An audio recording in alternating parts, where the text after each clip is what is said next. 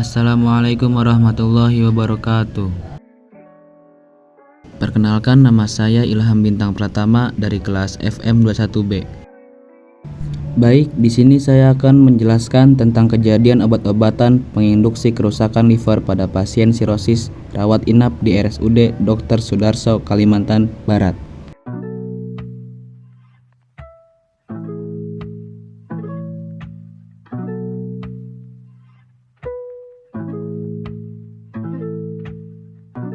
Sirosis adalah penyakit liver kronis atau menahun yang ditandai dengan proses peradangan dan nekrosis, kerusakan sel liver.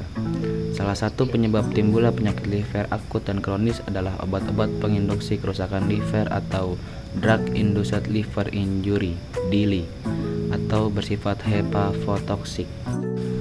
Hepatotoksisitas yang diakibatkan oleh obat merupakan masalah klinis yang sangat berisiko. Kondisi ini dapat mempengaruhi proses metabolisme hepar. Dampak yang terjadi ketika sel-sel hepar mengalami sirosis adalah munculnya komplikasi antara lain hipertensi, portal ascites spontaneous, bakterial peritonitis, varices esophagus, dan encephalopati hepatik. Penelitian ini merupakan penelitian observasional potong lintang dengan analisa deskriptif.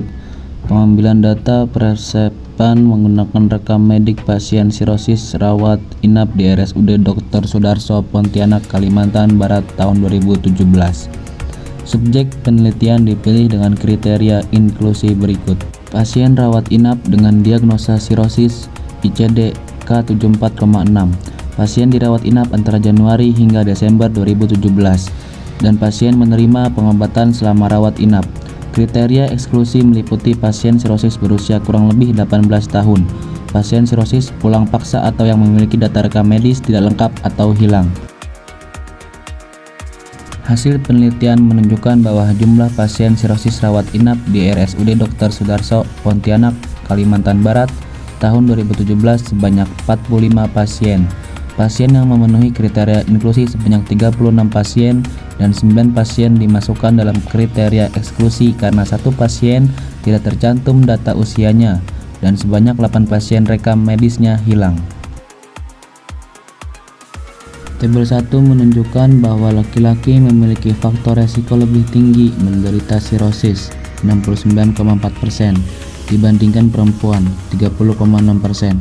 Penelitian sebelumnya oleh Hikmah berdasarkan jenis kelamin didapatkan 61% pasien laki-laki dan 39% pasien perempuan, serta penelitian Cahaya didapatkan 38 berjenis kelamin laki-laki dan 34 berjenis kelamin perempuan dari 72 pasien gangguan fungsi hepar. Menurut Guy and Peters, laki-laki memiliki resiko kematian karena gangguan hepar 2 kali lebih tinggi dibandingkan perempuan. Alasan laki-laki rentan terkena penyakit liver karena memiliki kebiasaan merokok dan mengkonsumsi alkohol. Menurut Totter et al., tikus jantan rentan terkena penyakit liver karena adanya hormon testosteron. Hormon ini meningkatkan kerentanan amuba menyebabkan abses liver. Berbeda dengan tikus jantan, tikus betina memiliki hormon estrogen yang dapat melindungi sel-sel hepar dan membantu proses regenerasi sel hepatik. Tabel 2 menunjukkan nilai serum glutamik oxaloacetic transaminase disingkat SGOT dan serum glutamik pyruvic transaminase disingkat SGPT pada pasien sirosis. Sebanyak 22 dari 36 pasien mengalami peningkatan di atas normal 5-35. Peningkatan SGOT dan SGPT disebabkan kerusakan dinding sel hepar sehingga digunakan sebagai penanda gangguan integritas sel hepatoseluler. Rasio AST atau ALT dapat digunakan untuk melihat beratnya kerusakan sel hepar. Rasio AST atau ALT kurang dari 0,8 menandakan kerusakan hepar ringan dan rasio AST atau ALT lebih dari 0,8 menandakan kerusakan hepar berat atau kronis 24,25. Hasil rasio nilai SGOT atau SGPT pada laki-laki adalah 1,7 menunjukkan tingkat kerusakan hepar berat dan pada perempuan adalah 1,04 menunjukkan kerusakan hepar berat juga.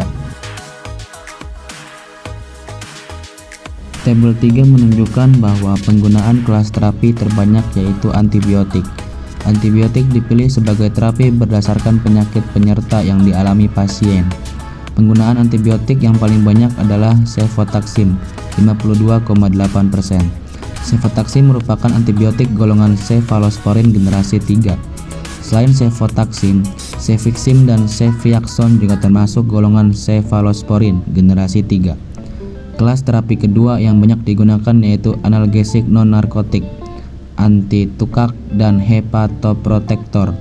Jenis obat yang banyak digunakan pada analgesik non-narkotika yaitu ketorolac 22,2%, anti-tukak yaitu ranitidin 52,8%, dan hepatoprotektor yaitu kurkuma 55,6%. Umumnya, penyakit hepar menimbulkan gejala lemas dan lelah sehingga multivitamin atau mineral atau suplemen sangat diperlukan sebagai terapi penunjang bagi pasien sirosis.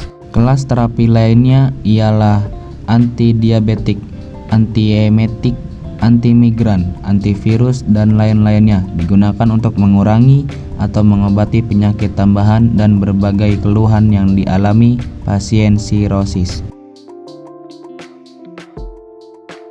Penggunaan obat penginduksi hepar pada pasien sirosis perlu diperhatikan melihat bahaya yang ditimbulkannya. Berdasarkan hasil penggunaan obat yang beresiko hepatotoksik, terdapat beberapa obat yang menjadi terapi utama pengobatan sirosis. Obat-obatan tersebut tidak harus dihindari, namun cukup dilakukan pemantauan dan penyesuaian dosis yang tepat. Jumlah peresepan obat yang diterima oleh pasien sirosis rawat inap di RSUD Dr. Sudarso Pontianak Kalimantan Barat tahun 2017 yang berpotensi DILI berdasarkan likelihood score kategori A, B, C, D, E, dan E bintang sebanyak 127 obat dari 233 total peresepan obat 54,4%. Jenis obat beresiko hepatotoksik yang paling banyak digunakan dari masing-masing kategori adalah Cystenol A, ranitidin B, cetirizine C, spironolactone D, furosemid E, dan ketorolac E bintang. Persentase peresepan obat berdasarkan likelihood score kategori A sama dengan 1,7%, B sama dengan 11,6%, C sama dengan 0,4%, D sama dengan 13,7%, E sama dengan 23,6%, E bintang sama dengan 3,4%, dan X sama dengan 32,2%.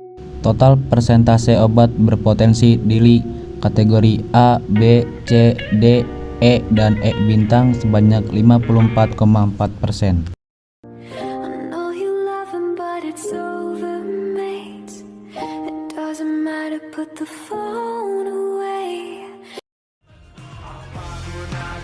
Sekian dari saya, terima kasih. Wassalamualaikum warahmatullahi wabarakatuh.